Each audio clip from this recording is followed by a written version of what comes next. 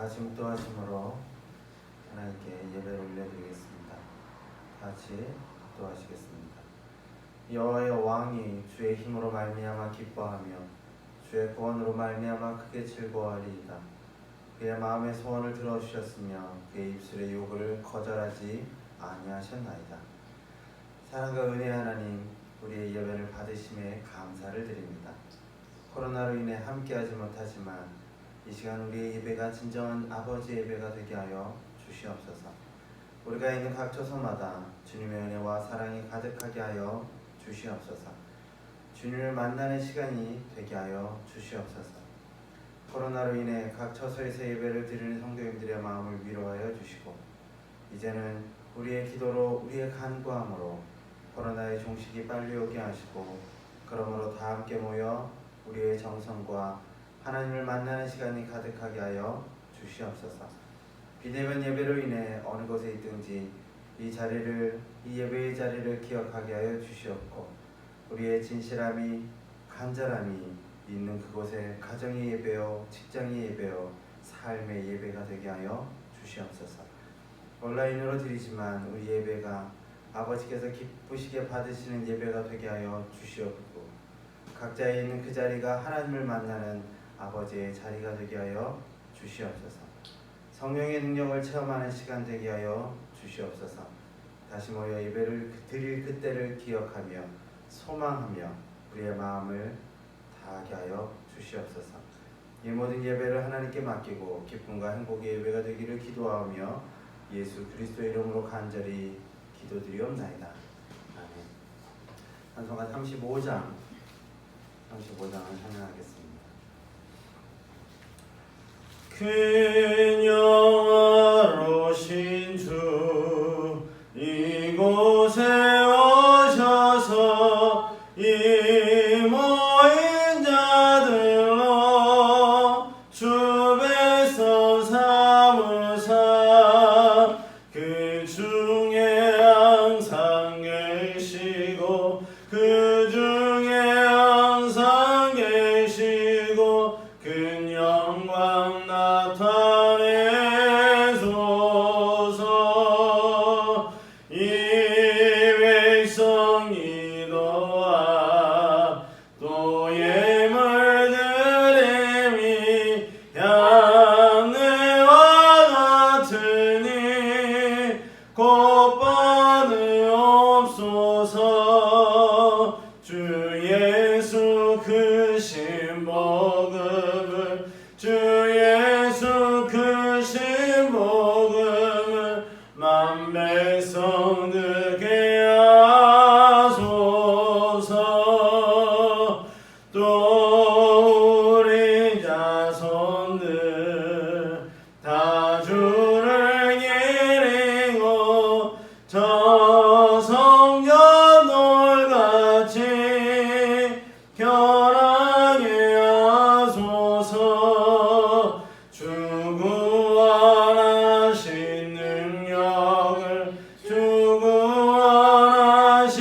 능력을 늘 끝날까지 주소서. 주 믿는 만민이 참 진리 이기며 옛 성도들 같이 주 찬송하다가 저 천국 보좌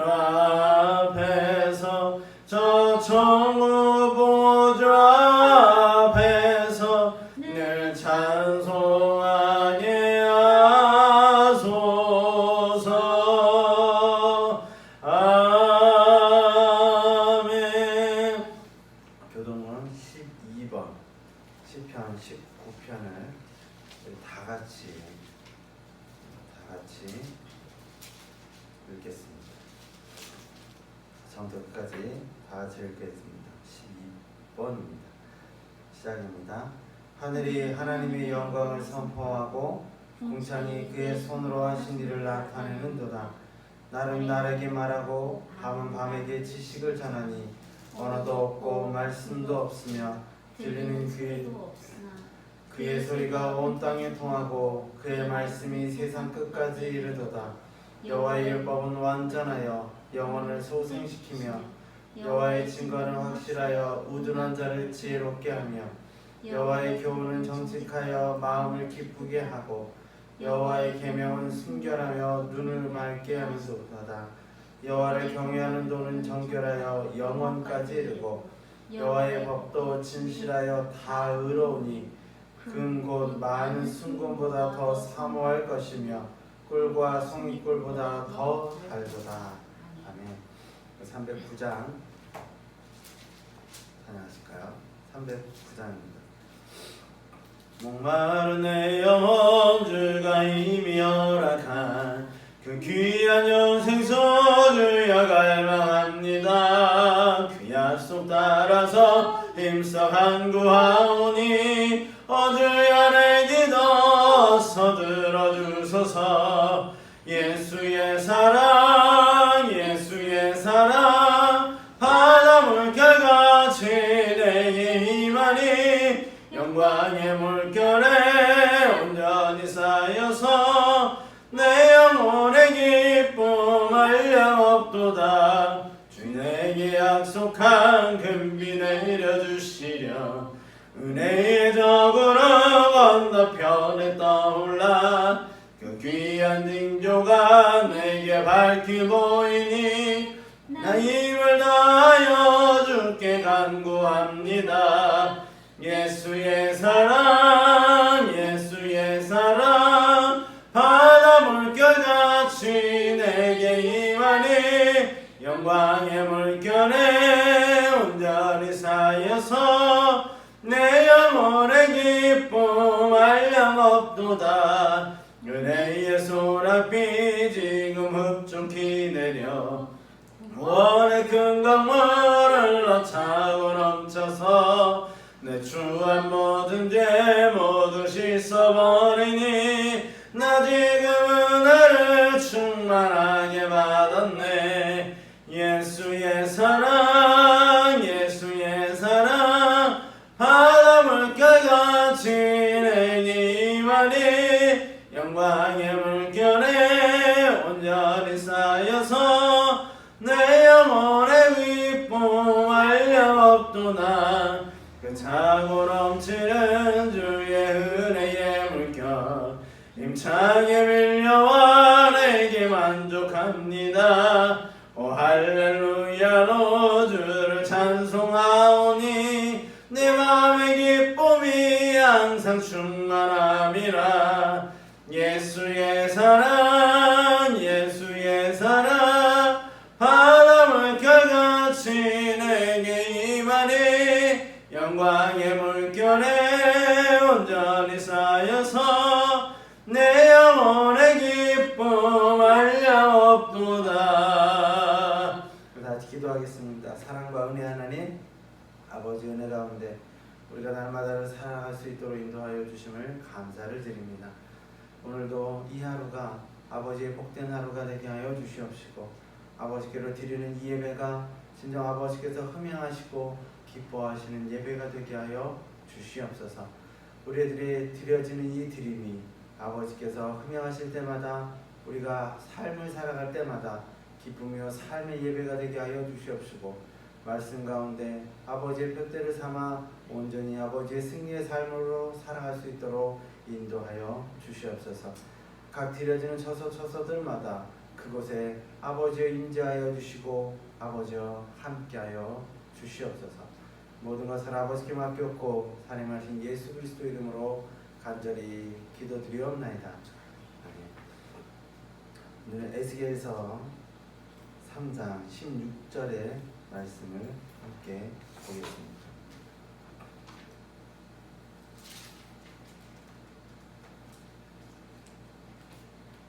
에스겔서 3장 16절에서 21절까지의 말씀입니다. 우리 함께 읽겠습니다. 시작입니다. 7일 후에 여호와의 말씀이 내게 임하여 이르시되 인자야 내가 너를 이스라엘 족속의 파수꾼으로 세웠으니 너는 내 입의 말을 듣고 나를 대신하여 그들을 깨우치라. 가령 내가 악인에게 말하기를 너는 꼭 죽으리라 할 때에 내가 깨우치지 아니하거나 말로 악인에게 일러서 그의 악한 길을 떠나 생명을 구원하게 하지 아니하면 그 악인은 그의 죄악 중에서 죽으려니와 내가 그의 핏값을 내 손에서 찾을 것이고 내가 악인을 깨우치되 그가 그의 악한 마음과 악한 행위에서 돌이키지 아니하면 그는 그의 죄악 중에서 죽으려니와 너는 내 생명을 보존하리라. 또 의인이 그의 공의에서 돌이켜 악을 행할 때에는 이미 행한 그의 공의는 기억할 바 아니라 내가 그 앞에 거치는 것을 두면 그가 죽을지니 이는 내가 그를 깨우치지 아니하였습니다. 그는 그의 죄 중에서 죽으려니와 그의 핏값은 내가 내 손에서 찾으리라. 그러나 내가 그의 의인을 깨우쳐 범죄하지 아니하게 하므로 그가 범죄하지 아니하면 정령 살리니 이는 깨우침을 받음이며 너도 내 영혼을 보존하리라. 아멘. 오늘은 파수꾼의 사명이라는 제목을 가지고 함께 은혜를 나누고자 합니다. 주의를 지키는 거룩한 닭이라는 예화가 있습니다. 양계장을 운영하는 한 여인이 있었습니다. 그는 교회를 열심히 출석했습니다. 도무지 헌금을 드릴지 몰랐습니다. 그래서 하루는 담임 목사가 조용히 여인을 불러 타일렀습니다. 우리가 가진 재물의 주인은 하나님이십니다. 수입의 10분의 1을 하나님께 드리는 것이 신자의 의무입니다. 여인은 진지한 표정으로 목사의 설명을 들었습니다. 그리고 이렇게 대답했습니다. 목사님, 이제부터 주일에 낳은 달걀을 모두 11조로 드리겠습니다. 여인은 그때부터 매주 수백 개의 달걀을 11조로 드렸습니다. 그런데 점점 달걀의 수가 줄더니 나중에는 단 하나의 달걀도 가져오지 않았습니다. 담임 목사는 다시 여인에게 성실한 11조를 부탁했습니다. 그러자 여인이 대답했습니다. 우리 닭들은 주일을 거룩하게 지키기 때문에 주일은 알을 낳지 않습니다. 라고 말했다가 자신의 잘못과 게으름을 합리화하는 사람은 누구에게도 신입받지 못합니다. 자기의 변명과 핑계를 버리면 신뢰의 선물을 얻게 되는 것입니다. 지킨다는 것은 참으로 중요한 것입니다. 예전에 대구에서 펼쳐진 세계 육상 선수권 대회에 당시 세계 신기록 보유자인 볼트라는 사람이 있었어요. 기억나시나요? 볼트? 우사인 볼트? 맞아요. 그의 출전만으로도 충분히 기대와 대상이 되고 있었습니다.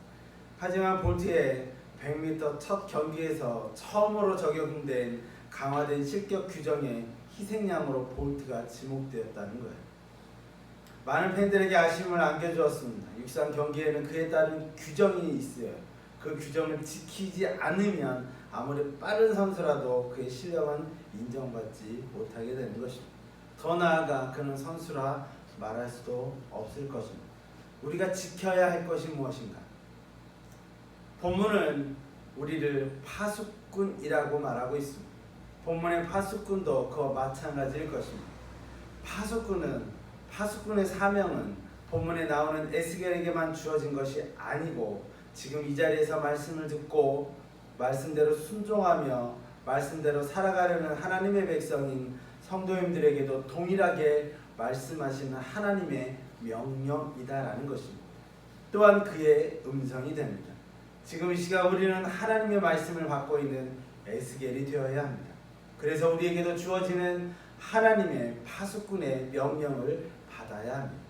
그리고 그 명령대로 따라가야 합니다.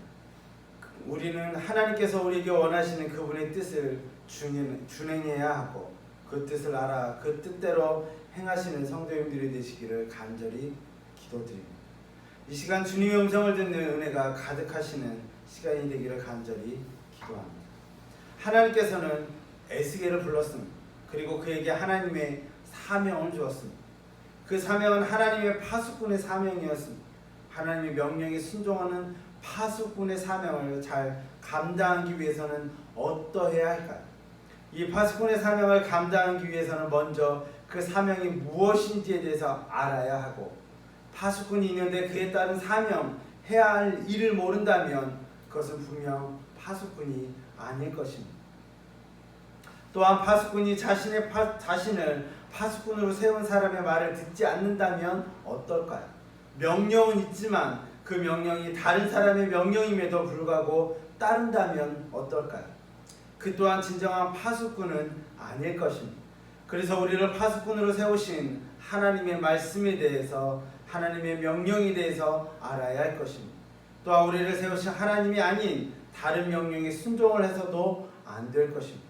그래서 그분 하나님에 대해서 잘 알아야 하고, 그리고 그분의 명령을 잘 듣고 순종해야 할 것입니다. 이것이 파수꾼입니다. 우리를 파수꾼으로 세운 진정한 목적이 그 목적이 되는 것입니다.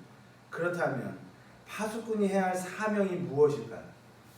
우리는 먼저 파수꾼의 사명은 위험한 상황을 보고 즉시 나팔을 불어 위험에 대한 경고를 알리는 것에 있을 것입니다. 그렇다면 무엇을 알리고 무엇을 경고해야 할까요? 그 경고를 하는 사람의 말을 잘 귀담아 들어야 할 것입니다. 그래서 본문의 파수꾼은 하나님의 말씀을 잘 들어야 하는 것입니다. 우리 17절을 한번 읽어볼까요? 시작입니다. 인자야, 내가 너를 이스라엘 족속의 파수꾼으로 세웠으니 너는 내 입의 말을 듣고 나를 대신하여 그를 깨우치라. 아멘. 파수꾼이 위험을 알리기 위해 먼저 알아야 할 것이 있다면 그것은 어떠한 위험이 있는지에 대한 들음이 있어야 하는 것입니다. 가만히 있어서 아무것도 알 수 없습니다. 그래서 하나님의 파수꾼이 해야 할 일이 있다면 하나님의 말씀에 귀를 기울여야 하는 것입니다. 하나님의 말씀을 잘 들으려면 하나님의 말씀에 집중해야 할 것입니다. 집중하지 않는다면, 그냥 흘려듣는다면 올바른 하나님의 말씀을 전하기란 쉽지 않을 것입니다. 그러므로 파수꾼으로 세워진 우리는 항상 기도함으로 하나님의 음성을 들어야 합니다. 그래서 하나님께서 말씀하시는 위험이나 지키심에 민감한 파수꾼이 되어야 할 것입니다. 두 번째로 다음으로 잘못된 길로 가는 자를 깨우쳐야 한다라고 말씀하고 있습니다. 17절을 다시 한번 읽어보겠습니다. 시작입니다. 인자야, 내가 너를 이스라엘 족속의 파수꾼으로 세웠으니 너는 내 입의 말을 듣고 나를 대신하여 그들을 깨우치라. 이것이 본문에서 말씀하는 파수꾼이 해야 할 사명 중 가장 큰 것일 것입니다. 본문에서는 크게 두 가지의 상황을, 작게는 네 가지의 상황을 말씀하고 있습니다. 예를 들어서 말입니다. 이 말씀에 대하면서 이 말씀을 듣고니 이스라엘의 에스겔의 심정을 떠올려 보았습니다. 그의 마음은 참으로 힘들었을 것입니다. 하나님께서는 에스겔을 파수꾼으로 세우셨습니다. 그에게 명령하셨습니다. 그 명령과 함께 하나님께서는 파수꾼의 사명으로 하나님께서 찾으실 것이 있다라고 말씀하고 있습니다. 하나님께서는 에스겔에게 어떤 말씀을 주셨고, 그리고 어떤 것을 찾으시겠다라는 것이기에 그의 마음이 힘들까? 그렇다면 지금 우리가 그의 말씀을 듣는다면, 우리를 파수꾼으로 세우신 하나님의 명령을 받는다면 어떨까요? 그의 사명, 그리고 하나님께서 찾으시는 것이 무엇이기에 대해서 살펴보고 그분의 뜻이 무엇이며 그 뜻을 잘 알아 행하는 저와 여러분들이 되시기를 간절히 기도합니다. 그 사명이 무엇일까요? 자, 말씀을 통해서 한번 보겠습니다. 18절 같이 읽어보겠습니다. 시작입니다. 가령 내가 악인에게 말하기를 너는 꼭 죽으리라 할 때에 내가 깨우치지 아니하거나 말로 악인에게 일러서 그의 악한 일을 떠나 생명을 구원하게 하지 아니하면 그 악인은 그의 죄악 중에서 죽으려니와 내가 그의 핏값을 내 손에서 찾을 것이고. 아멘. 하나님의 명령은 이렇습니다. 여기 악인이 있습니다. 그 악인에게 하나님께서 말씀하셨습니다. 너는 꼭 죽으리라. 왜요? 악한 사람이기 때문에. 그래서 하나님께서는 그 악으로 인해 죽는다라고 말씀하는 것입니다. 죽음으로 달려가고 있는 악인에게 하나님께서는 말씀하시는 거예요. 그것이 에스겔의 사명이에요. 하나님의 말씀을 지키는 파수꾼의 역할을 해야 한다라고 말씀하시는 거예요. 그 악인은 죄악 중에서 죽으니 지옥이나 그렇게 가는 것이 마땅할 거예요. 아니, 하나님의 벌로 인해 죽는다는 것은 당연한 것일 거예요.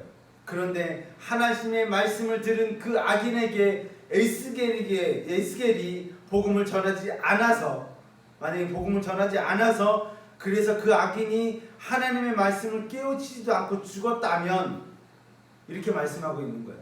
죽었다면 하나님께서는 그 책임을 누구에게? 에스겔에게 묻겠다라고 말씀하시는 거예요. 에스겔에게 책임이 있습니까? 인간적으로 인간적으로 어쩌면 도의적으로 생각한다면 어떻게 저에게 책임이 있습니까? 라고 반문할지도 몰라요. 악인이 악하게 살다가 죽었어요. 저랑 무슨 상관이 있죠? 라고 이 에스겔이 얘기할 수 있어요. 그런데 그 책임이 에스겔에게 있다라는 거 하나님은 말씀하고 있는 거예요. 참 희한하죠?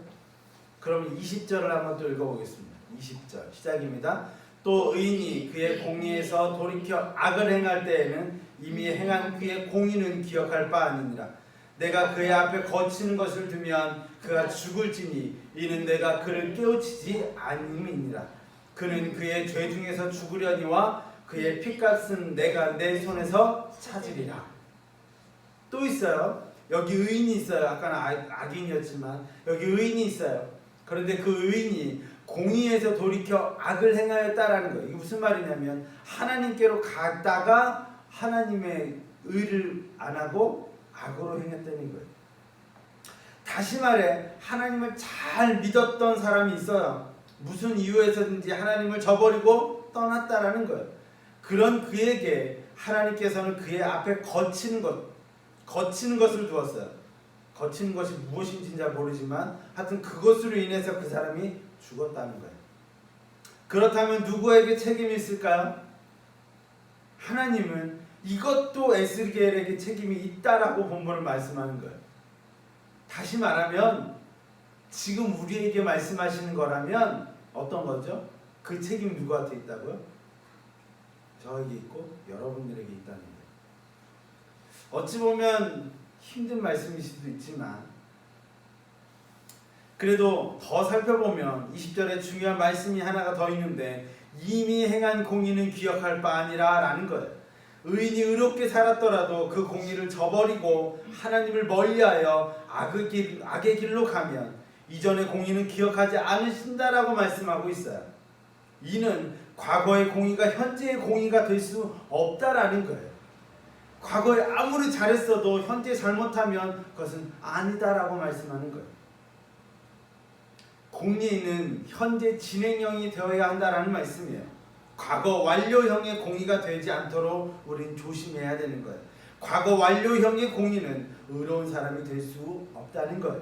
이를 더 많은 면에서 살펴보게 되면 과거의 잘못된 행동이나 악이 현재 진행형이 돼서는 안 된다라고 말씀하는 것과 같은 거예요. 과거의 잘못이나 악한 행동을 돌이켜 이제는 의의 진행형이 된다면 하나님께서는 그 행위를 의롭게 보신다라고 말씀하시는 거예요. 여러분 지금까지의 삶이 어떠할지라도 더 중요한 것은 현재의 삶이요 내일의 삶이 하나님의 삶으로 살아가는 것이다 라는 것입니다. 히브리서 10장 15절에서 18절을 다 같이 읽어볼까요? 시작입니다.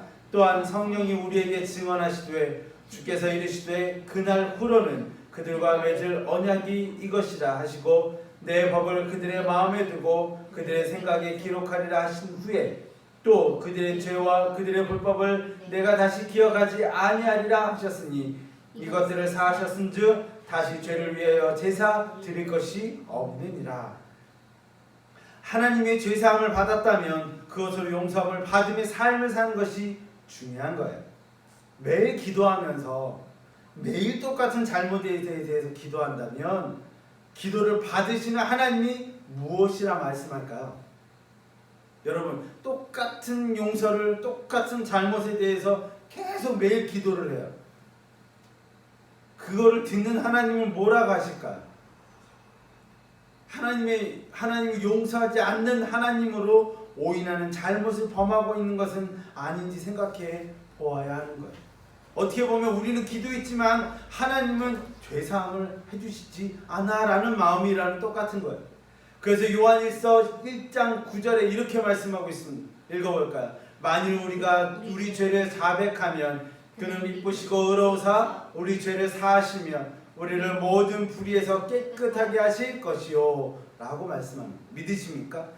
우리의 죄를 자백하면, 고백하면 우리의 모든 죄를 사하심으로 깨끗하게 하심, 이를 믿고 죄 가운데 있더라도 회개함으로 돌아서 하나님의 곁으로 향하시는 성도님들이 되십시오. 죄사함의 행복의 기쁨을 누리시는 성도님들이 되시기를 간절히 기도합니다. 본문은 악인이 그냥 죽고 의인이 의를 잃어버린 것, 그래서 죽었다면 그 책임이 파수꾼에게 있다라고 말씀하고 있습니다. 이 얼마나 무섭고 엄청난 말씀인지 모릅니다. 저는 이 말씀을 준비하면서 저에게 물어보았습니다. 나는 복음을 위해 무엇을 하며 살고 있는가? 그냥 내버려 두는 것, 그것이 하나님으로부터 책망을 듣게 되는 일임을 우리는 기억해야 하는 것입니다. 우리는 하나님의 파수꾼으로 부름을 받았습니다. 믿으십니까? 이 자리에 있는 모든 성도님들이 마음에 깊이 간직해야 할 말씀일 것입니다. 만일 이 말씀을 듣지 않는다면 좋았을 텐데 라고 생각할 수도 있을 것입니다. 그렇지 않습니다. 지금도 사망의 길로 달려 죽어가는 많은 사람들이 있기 때문입니다.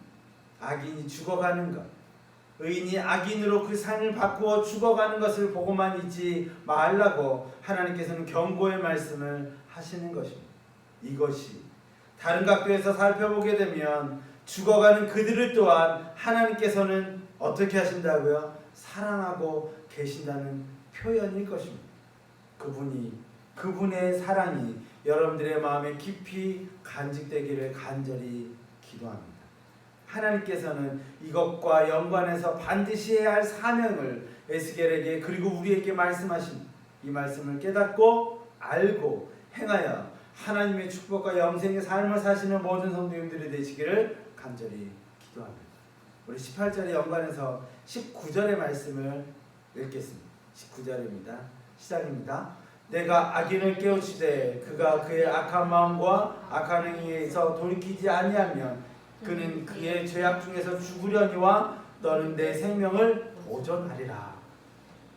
악인이 죽음으로 달려가고 있어요. 그때 에스겔에게 말씀하십니다. 그리고 지금 성도님들에게 말씀하세요. 복음을 전해라. 깨우치게 하라. 이 말씀을 듣고 죽음으로 달려가는 악인에게 복음을 전했습니다. 그리고 전해야 합니다. 그래서 그 악인에게 하나님의 말씀을 전했습니다. 그런데 그 악한 사람이 마음이 강팍해서 악인의 악한 그것을 깨우치지 않았습니다. 그래도 계속 전했습니다. 깨우치지 않은 상태에서 죽었다는 거예요. 죽음은 똑같아요. 아까 악인이 그냥 악한 상태로 죽은 거나 지금 죽은 거나 악한 상태로 죽은 건 똑같아요. 이때는 어떨까요? 하나님께서는 18절의 말씀처럼 악인이 그냥 악인으로 죽었어요. 그 결과는 똑같아요. 그런데 18절에는 내가 그 핏값을 내 손에서 찾을 것이고 19절에 이렇게 말씀하죠. 너는 내 생명을 보존하리라. 20절에 연관해서 21절을 다 같이 한번 읽어볼게요. 21절입니다. 시작입니다. 그러나 내가 그의 악인을 깨우쳐 범죄하지 아니하게 하므로 그가 범죄하지 아니하면 정령 살리니 이는 깨우침을 받음이며 너도 내 영혼을 보존하리라. 아멘. 의인이 있어요. 아까랑 똑같아요. 그 의인이 의의 길을 벗어나 악한 길로 가게 되었어요.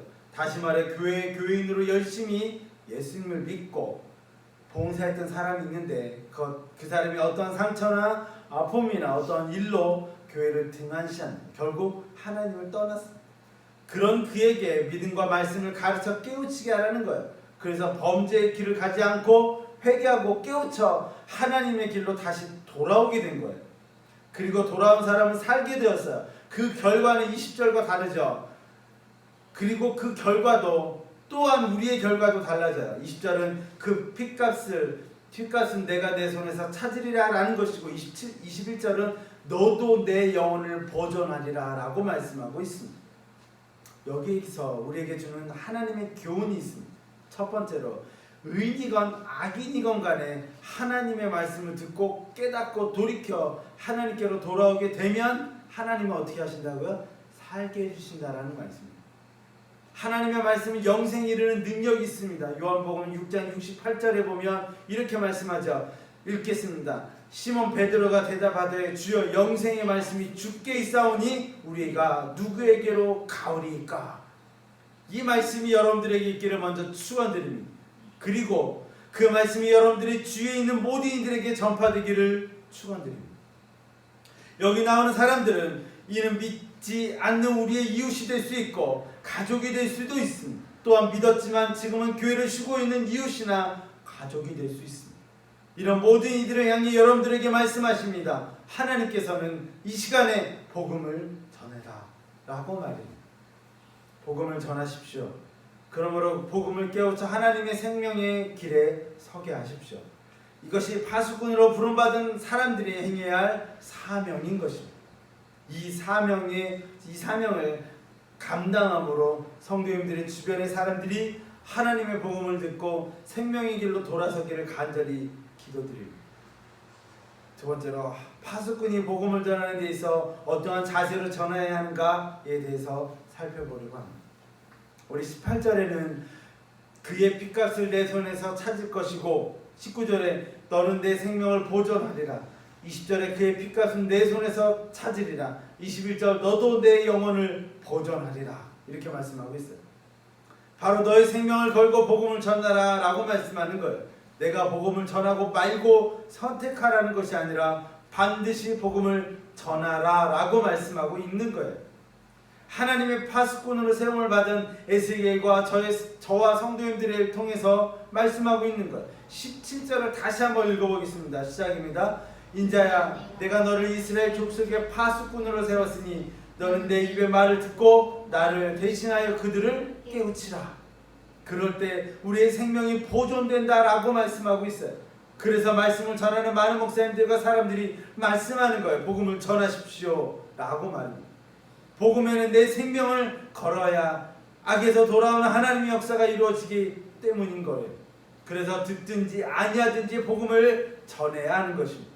복음의 씨앗은 우리가 뿌릴지라도 그 열매는 하나님께서 책임져 주십니다. 에스겔서 2장 7절에 우리가 잘 아는 말씀이 하나 있어요. 읽어보겠습니다.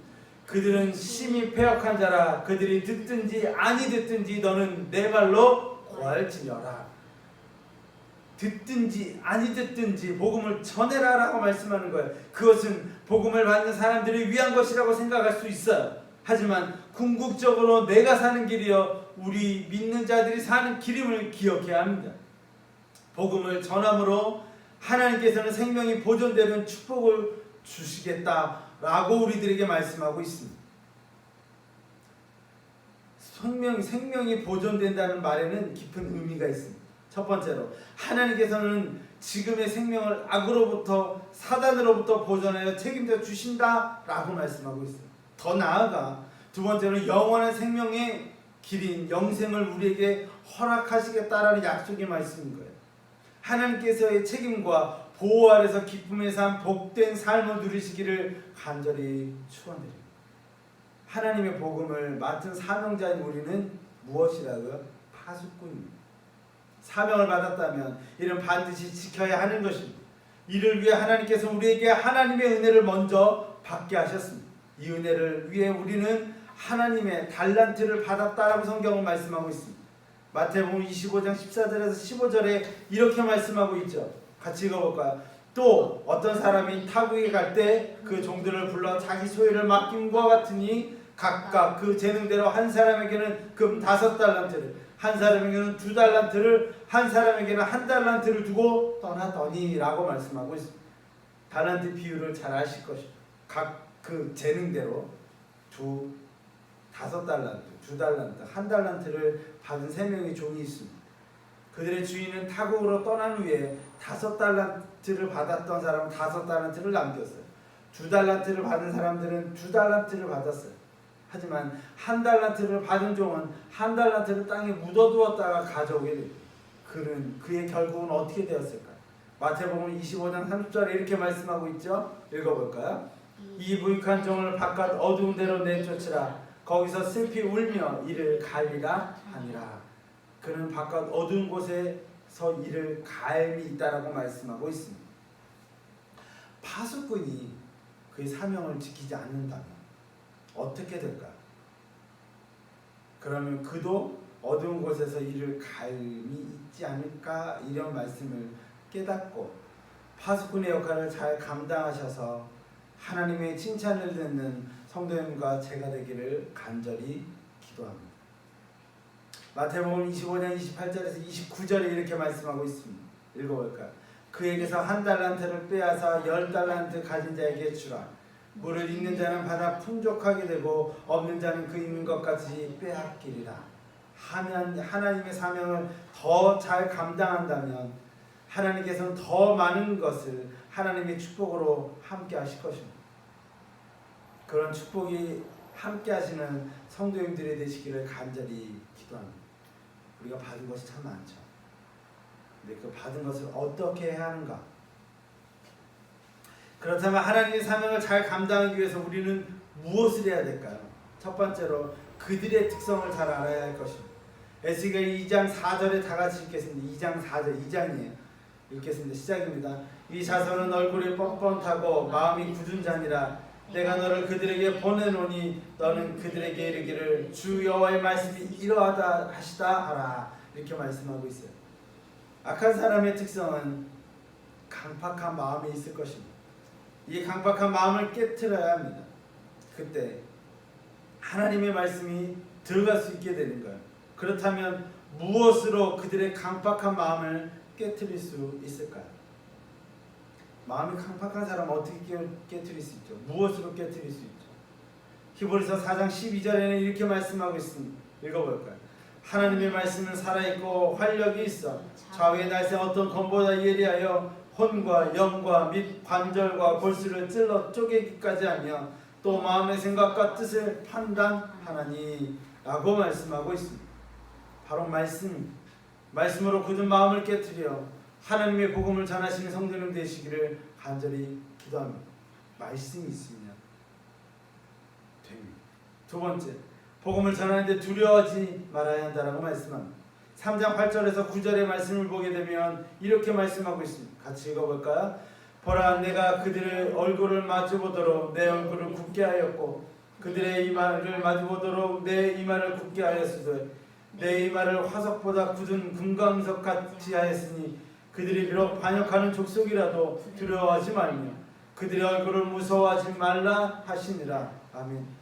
복음을 전하는 데 있어서는요, 두려움이 참 많아요. 남들에게 무엇인가를 전한다는 것은 쉽지는 않은 거예요. 쉬우신가요? 쉽지는 않아요. 그런데 하나님께서는 두렵게 되면 전도지 한 장도 주지 못하게 되는 거랑 똑같아요. 하나님의 일에 있어서 아무것도 하지 못하게 되는 거예요. 두려움이 있으십니까? 그러면 아직도 하나님과 하나님의 힘이 함께하고 있지 않다는 것일 수도 있습니다. 하지만 하나님께서 우리에게 그 두려움을 없애주겠다라고 말씀합니다. 성령님이 우리 안에 있으므로 우리는 하나님의 사람이 되는 것입니다. 그래서 그런 사람은 세 번째로 3장 11절에 이렇게 말씀하고 있습니다. 시작입니다. 같이 읽어볼게요. 사로잡힌 내 민족에게로 가서 그들이 듣든지 아니 듣든지 그들에게 고하여 이르기를 주 여호와의 말씀이 이러하시다 하라라고 말씀합니다. 담대하게 전하게 되는 거예요. 하나님과 함께하면 우리는 담대하게 하나님의 말씀을 전할 수 있게 되는 거예요.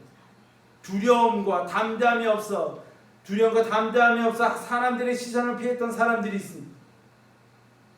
그들에게는 두려움이 앞섰습니다. 말씀을 전하게 되면 잡혀 고문을 받게 되고 죽음에 이르게 되기 때문이었습니다. 하지만 이들에게 두려워하지 않고 담대함으로 가득하게 된 사건이 있었습니다.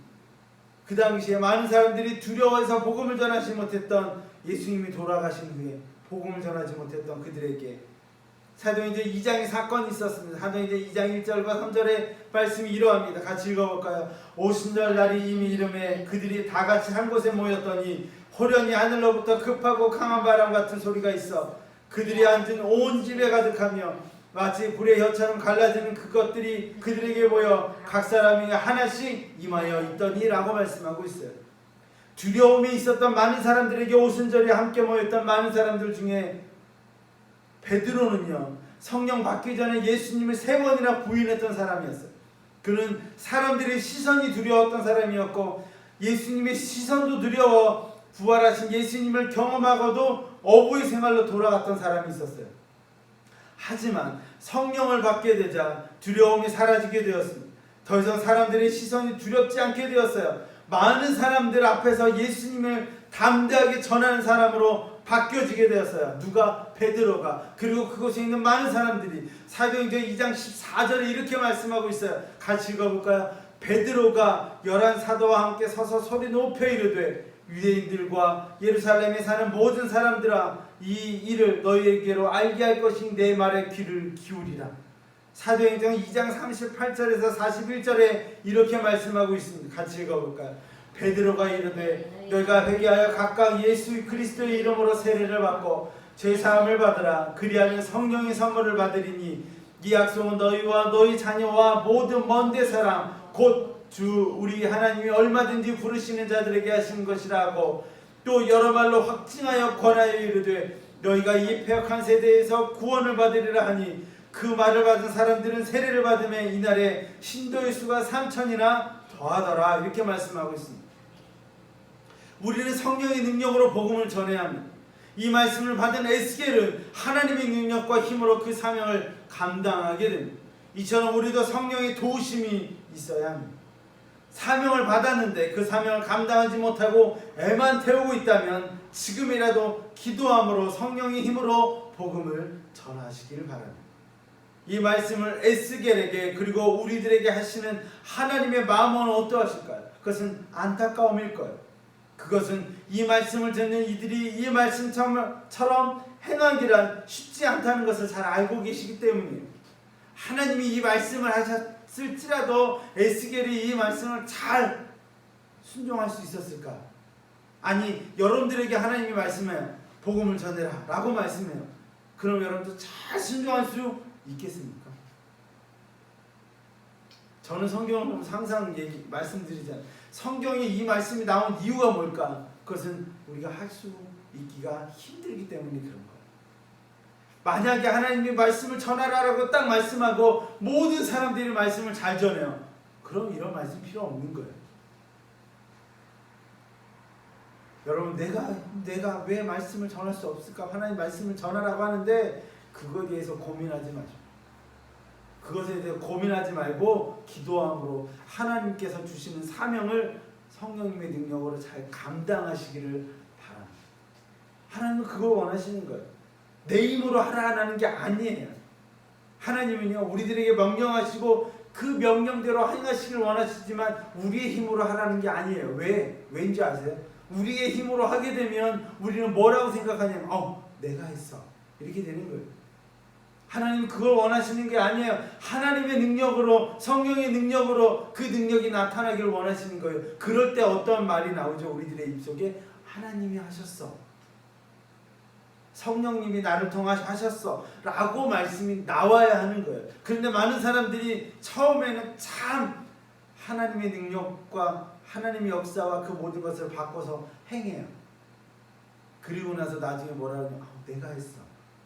많은 이단들이 그래서 많이 빠지는 거예요. 내가 했어. 조금 나가면 어떻게 되죠? 하나님 나에게만 명령하셨어. 또 좀 더 나가면 어떻게 되죠? 하나님이 예수님이 이 땅에 나를 통해서 다시 태어나셨어. 이렇게 얘기도 해요. 복음은 내가 전하는 것이 아니라는 거예요.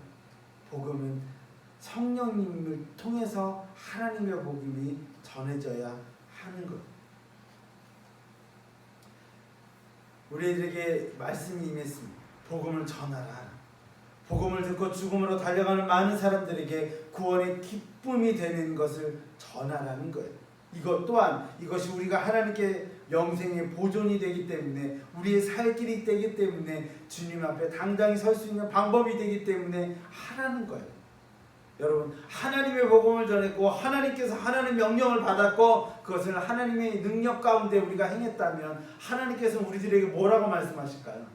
그리고 우리가 하나님 앞에 섰을 때 어떨까요? 난 다 했어. 하나님이 하시라는 대로 했잖아요. 말씀할 수 있는가요? 그렇지 않을까요? 성도님과 저는 하나님의 파수꾼으로 부름을 받았습니다. 믿으십니까? 저는 아닌데요. 그렇지 않습니다. 이는 믿는 사람이라면 하나님께서 우리에게 먼저 그 믿음을 은혜로 더하셔서 구원에 이르게 하셨습니다. 그리고 그 구원에 이르게 하심에 대한 보답으로 우리가 해야 할 사명을 주신 거예요. 우리는 구원을 받았습니다. 믿으십니까? 우리는 구원을 받았습니다. 그러므로 해야 한다라고 말씀하는 거예요. 좀 어려울 수 있어요. 하지만 사명은 억지로 되어서는 안 되는 것입니다. 이는 하나님께서 우리에게 주심에 대한 감사의 표현이 되어야 합니다. 오늘 본문의 말씀은 우리에게 하지 않으면 벌을 주겠다라는 것을 넘어서는 말씀이에요. 우리는 하나만 봐요. 내가 하지 않으면 하나님께서 벌을 주겠지. 내가 하지 않으면 하나님께서 그 핏값을 나에게서 찾는다는데 찾으시겠지 라고만 생각하고 끝나는 거예요. 그러면 안 돼요. 그 뒤에 있는 말씀이 더 중요한 거예요. 영생을 주겠다라고 말씀하고 너에게 하나님께서 함께 하시겠다라고 말씀하는 거예요. 오늘 본문의 말씀은 우리에게 하지 않으면 벌을 주겠다는 것 아니에요. 그것을 넘어서서 이는 하나님의 은혜에 대해서 우리를 영생에 이르게 하겠다라는 하나님의 소망이요 기대요 사랑이 담겨져 있음을 우리는 깨달아야 합니다. 더 나아가 그 영생이 우리의 주변이 그 영생이 나에게 또한 우리 주변에게 점점 더 많은 하나님의 백성이 또한 하나님의 나라가 점점 퍼져나가야 한다라고 말씀하는 거예요. 이건 하나님의 사랑이에요. 그냥 하나님의 벌 이렇게만 생각하면 안 돼요. 여기서 마지막으로 우리가 생각해 보아야 할 것, 우리의 주변이 저를 통해서 여러분들을 통해서 우리 주변이 하나님의 나라가 된다면, 여러분 주변이 하나님의 나라가 되고 하나님의 백성으로 가득 차고 그런다면 누구를 위한 걸까요?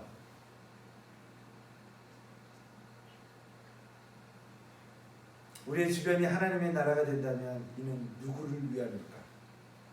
이거에 대해서 한번 고민해보고 생각해보는 한 주 하루하루가 되기를 간절히 축원드립니다. 기도하겠습니다. 사랑과 은혜 하나님, 우리의 삶을 날마다 주관하시고 인도하여 주심을 믿습니다. 우리가 에스겔을 통해서 하나님의 명령을 받았고 하나님의 명령을 순종했던 파수꾼의 삶, 우리 또한 그 파수꾼의 삶이 되기를 간절히 소망하며 봅니다. 하나님, 우리가 말씀을 들었고 말씀의 사명을 감당할 수 있도록 인도하여 주시옵소서. 이 사명이 우리를 위한 것임을 아버지께서 우리에게 주셨으며 이 시간 깨달아 알아 모든 것을 행하는 우리 성도님들이 되기를 간절히 기도합니다. 그런 성도님들 우리 살렘전원교회가 되게 하여 주시옵소서.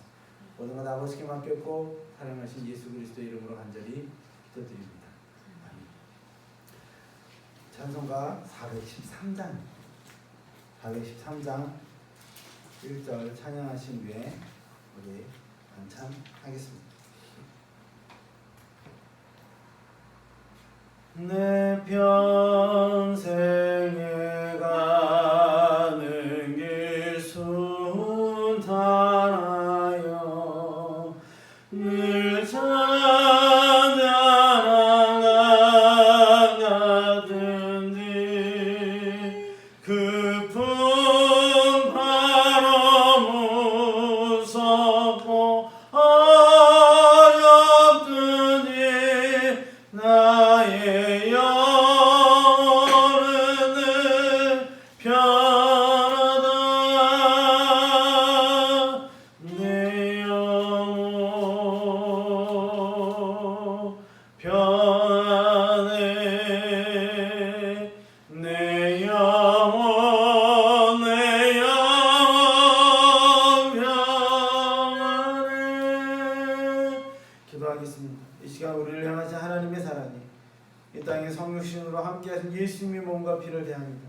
그리고 그분의 뜻을 기정합니다.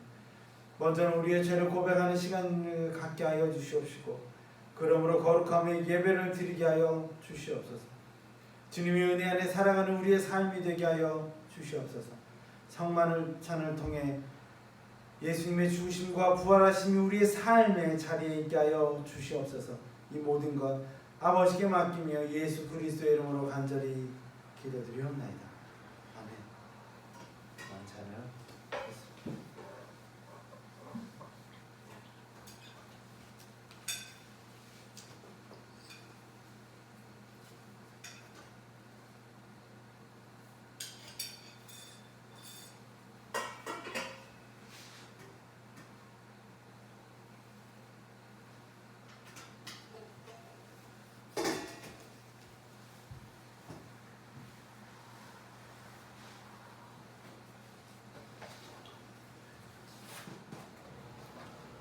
우리 봉헌 기도합니다. 우리에게 맡기시고 우리에게 주신 은혜에 감사함으로 우리의 정성을 모아드립니다. 드려지는 헌금 위에 하나님의 능력과 보호하심이 함께하여 주시옵시고 헌금이 쓰여지는 곳에 하나님의 함께하심과 능력이 나타나게 하여 주시옵소서. 이 모든 것이 하나님의 뜻대로 이루어지기를 간절히 소망하며 예수 그리스도의 이름으로 기도드리옵나이다. 아멘. 우리 광고는 사람들은 교회 앞으로 사명을 위해 간절히 기도해 주시길 바랍니다. 많은 교회에서 코로나 확진자들이 또한 생기고 있어요. 조금씩 줄어들긴 하지만 그래도 많이 생기고 있습니다. 추석 때 조심하십시오. 이번 추석을 잘 보내면 우리 코로나를 바로 이길 수 있을 것 같습니다.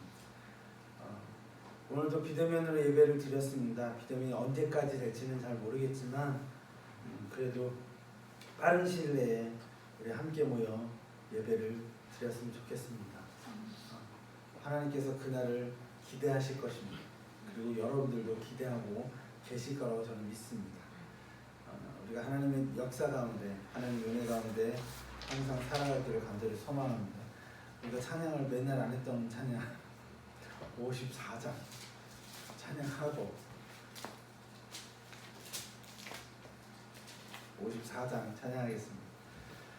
주여 복을 구하오니 편히 가게 하시고 사람마다 주의 은혜로 이기도록 하시고 광야 같은 세상에서 항상 인도하소서. 주의 못된 말씀 듣고 무한 감사합니다. 구원받은 주의 성도 열매 맺게 하시고 하나님이 우리 함께 항상 계시옵소서.